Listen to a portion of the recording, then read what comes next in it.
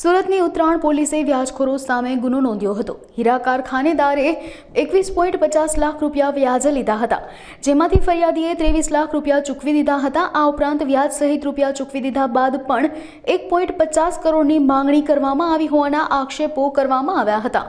તેમજ ફરિયાદીને બીભત્સ ગાળો આપી મારી નાખવાની ધમકી આપવાના આક્ષેપો પણ ફરિયાદી દ્વારા કરવામાં આવ્યા હતા।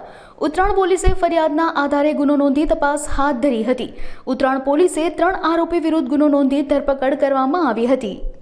મોહનભાઈ ગોટી, હું ત્યાં ઉત્તરાયણ પોલીસ સ્ટેશનથી બોલું છું। રહું છું મોટા વરાસા। ભરતભાઈ વિરુદ્ધ મેં ભરતભાઈ અને અશોકભાઈ વિરુદ્ધ ફરિયાદ દાખલ કરી છે।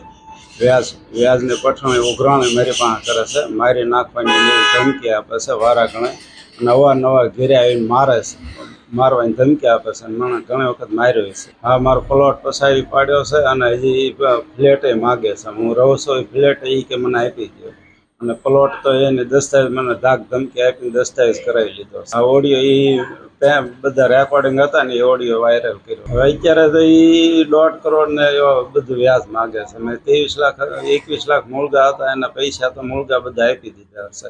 એ છતાંય 1.5 કરોડ ને 5 કરોડ ને માગે છે, અને મારી નાખવાની ધમકી આપે ભરતભાઈ ને અશોકભાઈ બેનને।